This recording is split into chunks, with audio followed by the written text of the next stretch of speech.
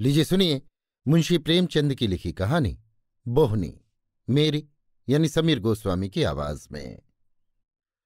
मैं जिस मोहल्ले में रहता हूं वहां पानों की कोई दुकान नहीं थी। मुझे बार बार सड़क के उस नुक्कड़ पर जाना पड़ता था जो शायद 2 फरलांग से कम न था।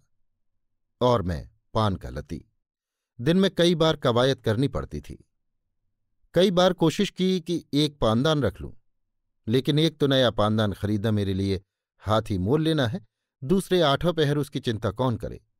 वक्त पर पान लाओ, कपड़ा भिगाओ, दिन में 5 बार पानों को फेरो, चूना लाओ, कत्था लाओ, तंबाकू लाओ, कहाँ तक गिनाऊं।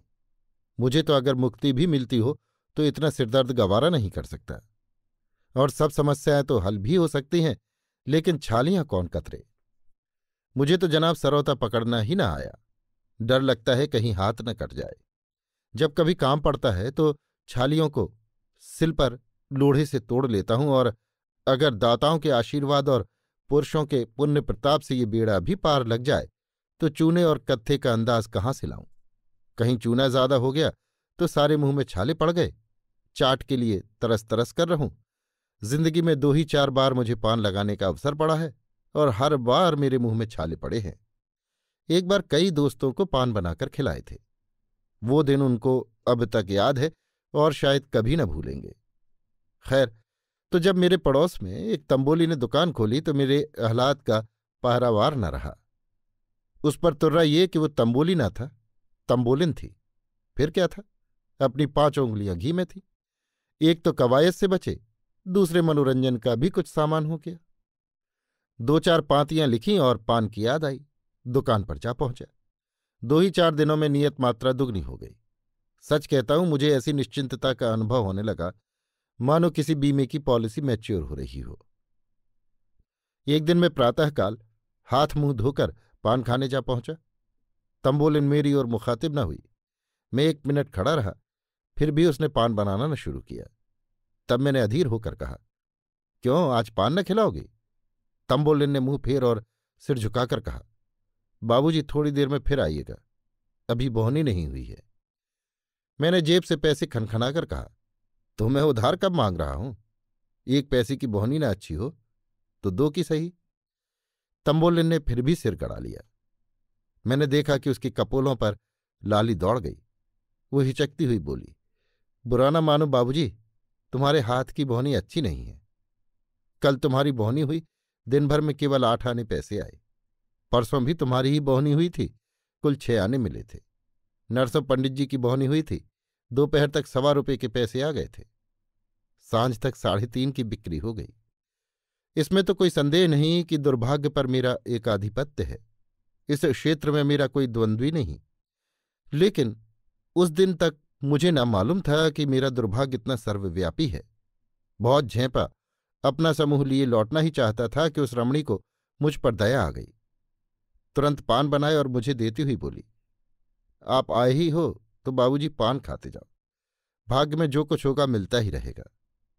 किसी किसी का हाथ ही ऐसा होता है।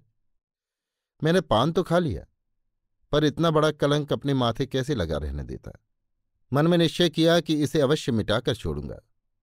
अपने घर में आकर बैठा ही था कि एक मित्र आ गए। बाजार शाक भाजी लेने जा रहे थे। मैंने उनसे अपनी तंबोलिन की खूब तारीफ की। वो महाशय रसिक जीव थे।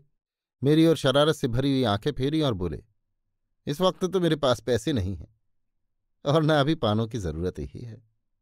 मैंने कहा, पैसे मुझसे ले लो। हाँ, ये मंजूर है, मगर कभी तकाजा मत करना। भाई, ये टेढ़ी बात है। तो क्या सेहत ही में आंखें सेंकना चाहते हो? हार कर इन महाशय को 1 ढोली पान के दाम दिए। इसी तरह जो जो मुझसे मिलने आया उससे मैंने अपनी तंबोलिन की प्रशंसा की। मेरी खूब हंसी उड़ाई गई, खूब फप्तियां कसी गई, लेकिन मैंने सब कुछ सहा। ये कलंक मिटाने की मुझे धुन सवार हो गई थी। दूसरे दिन जब मैं तंबोलिन की दुकान पर गया तो उसने तुरंत पान बनाए और मुझे देती हुई बोली, बाबूजी कल तुम्हारी बोहनी बड़ी अच्छी थी, कोई 3.5 रुपये आए। अब रोज बोहनी करा दिया करो। 3-4 दिन लगातार मैंने मित्रों से सिफारिश करके और अपनी जेब से पैसे खर्च करके अपने को सुरखरू बनाए रखा, लेकिन इतने ही समय में मेरी जेब से कोई 5 रुपये खर्च हो गए। ये स्वांग अब और न चल सकता था। इसलिए मैंने इरादा किया कि कुछ दिनों उसकी दुकान से पान लेना छोड़ दूं। जब मेरी बोहनी ही न होगी तो मुझे उसकी लाभ हानि की क्या चिंता। दूसरे दिन हाथ मुंह धोकर एक इलायची खा ली और अपने काम में लग गया। सहसा किसी की आहट पाकर आंख उठाई तो क्या देखता हूं कि तंबोलिन हाथ में गिलौरियां लिए खड़ी मुस्कुरा रही है। मुझे इस समय उसका आना अच्छा न लगा, लेकिन इतना बेमुरव्वती भी तो न हो सकता था कि फटकार दूं। बोला, तुमने क्यों कष्ट किया? मैं तो आ ही रहा था। तंबोलिन ने मेरे हाथ में गिलौरियां रखकर कहा, आपको देर हुई तो मैंने कहा मैं ही चलकर बोहनी कराऊं। 3-4 ग्राहक खड़े हैं, मुदा मैंने अभी किसी की बोहनी नहीं की। क्या करता, गिलौरियां खाई और बोहनी कराई। जिस चिंता से मुक्त होना चाहता था वो जबरदस्ती सिर पर सवार हो गई। फिर वही बला सिर पर सवार हुई। मैंने सोचा था मेरे मित्र लोग 2-1 बार इसके यहां पान लेंगे तो आप परिचित हो जाएंगे, मेरी सिफारिश की जरूरत न रहेगी। मगर तंबोलिन शायद पानों के साथ अपने रूप का भी कुछ मोल करती थी, इसलिए जिसने एक बार उससे पान लिए दोबारा उसकी दुकान पर न गया। हाँ, 1-2 रसिक जन अभी तक आते थे। वे 1 पैसे में पान और रूप दर्शन का दोनों ही का आनंद उठाकर चले जाते थे। उस दिन मुझे अपने मुंह की लाली रखने के लिए पूरे 1.5 रुपये खर्च करने पड़े। बधिया बैठ गई। दूसरे दिन मैंने द्वार अंदर से बंद कर लिया, मगर जब तंबोलिन ने चीखना चिल्लाना और द्वार खड़खड़ाना शुरू किया तो हार कर खोलना ही पड़ा। आंखें मलता हुआ नीचे गया, जिसमें मालूम हो कि आज नींद आ गई थी। फिर बोहनी करानी पड़ी और फिर वही बला सिर पर सवार हुई। शाम तक 1.5-2 रुपये का सफाया हो गया। आखिर मैंने इस विपत्ति से नजात पाने के लिए यही निश्चय किया कि ये घर छोड़ देना चाहिए।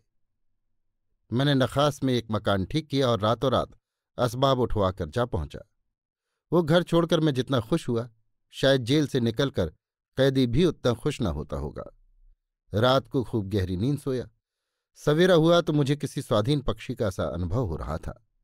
शांतिपूर्वक सिगरेट पिया, मुंह हाथ धोया, फिर अपनी चीजें ठिकाने से रखने लगा। मेहरी का भी कोई प्रबंध न था, कोई होटल भी भोजन करने के लिए ठीक करना था। पर मुझे उन महान संकट पर विजय पाकर जो आनंद हो रहा था, उसके सामने उन चिंताओं की कोई गिनती न थी। मुंह हाथ धोकर कोई 8 बजे नीचे उतरा। आज की हवा में भी स्वाधीनता की महक आ रही थी। खुश खुश टहलता हुआ एक दुकान पर जाकर पान खाया और जीने पर चढ़ ही रहा था कि देखा वो तंबोलिन लपकी हुई चली आ रही है। कुछ न पूछो उस वक्त दिल की क्या हालत हुई। बस यही जी चाहता था कि अपना और इसका दोनों का सिर फोड़ लूं। मुझे देखकर वो ऐसी प्रसन्न हुई मानो कोई धोबी अपना खोया हुआ गधा पा जाए, और मेरी शुद्धावस्था का अनुमान भी उसी गधे की मानसिक दशा से कर लो। मैं इतना बौखला गया कि कोठे पर जाने की सुधि भी न रही। उसने दूर ही से कहा, वाह बाबूजी वाह, आप ऐसा भागे कि किसी को खबर भी न हुई। उसी मोहल्ले में एक से एक अच्छे मकान है। मुझे क्या मालूम था कि उस मकान में आपको तकलीफ थी, नहीं तो मेरे पिछवाड़े ही एक बड़े आराम का घर खाली था। मैं आपको यहां न रहने दूंगी, जिस तरह बनेगा आपको उठा ले जाऊंगी। आखिर आप इसका क्या किराया देते हैं? मैंने रोनी सूरत बनाए हुए कहा, 10 रुपये। मैंने समझा था किराया इतना कम बताऊं कि ये दलील उसके हाथ से निकल जाए। इस घर का किराया 20 रुपये है, 10 में तो शायद मरने को भी स्थान न मिलेगा। मगर तंबोलिन पर कोई असर न हुआ। बोली, आप 8 ही दीजिएगा, और घर इससे अच्छा न हो तो आपको अख्तियार है, छोड़ दीजिएगा। चलिए, मैं उस घर की कुंजी लेती आई हूं। मैंने खिन्न होकर कहा, आज ही तो इस घर में आया हूं, आज ही कैसे छोड़ सकता हूं? पेशगी किराया दे चुका हूं। 10 ही रुपये तो दिए हैं। आपके लिए 10 रुपया कौन बड़ी बात है? यही समझ लीजिए कि आप न चले तो मैं उजड़ जाऊंगी। ऐसी अच्छी बोहनी वहां और किसी की नहीं है। आपके चलने में अड़चन होती हो तो कहिए मैं ही अपनी दुकान यहां उठा लाऊं। मेरा दिल बैठ गया। ये अच्छी विपत्ति गले पड़ी। कहीं सचमुच ये चुड़ैल अपनी दुकान न उठा लाए। जी में तो आया कि एक फटकार सुनाऊं, पर जबान इतनी बेमुरव्वत न हो सकी। बोला, मेरा कुछ ठीक नहीं, कब तक रहूं कब तक ना रहूं। आज ही बदली हो जाए तो भागना पड़े। तुम न इधर की रहो न उधर की। उसने निश्चल भाव से कहा, आप चले जाएंगे तो मैं भी चली जाऊंगी। अभी आज तो आप जाते नहीं। मेरा कुछ ठीक नहीं है, तो मैं रोज यहां आकर बोहनी कर लिया करूंगी। इतनी दूर रोज आओगी? हाँ, चली आऊंगी। 2 मील भी तो नहीं है। आपकी बोहनी तो हो जाएगी। ये लीजिए, गिलौरियां लाई हूं, बोहनी करा दीजिए। मैंने गिलौरियां ली, पैसे दिए और मूर्छित सा ऊपर आकर अपने कमरे में लेट गया। अब मेरी समझ में नहीं आता कि इस मुसीबत से कैसे छुटकारा पाऊं। तब से इसी चिंता में पड़ा हुआ हूं। अक्ल कुछ काम नहीं करती। सुरखरू भी रहना चाहता हूं, बेमुरव्वती भी नहीं करना चाहता, और इस विपत्ति से मुक्त भी होना चाहता हूं। अगर कोई सज्जन पाठक मेरी दयनीय दशा पर दया करके कोई ऐसी युक्ति बता दे तो जीवन पर्यंत उनका कृतज्ञ रहूंगा। अभी आप सुन रहे थे मुंशी प्रेमचंद की लिखी कहानी बोहनी, मेरी यानी समीर गोस्वामी की आवाज में।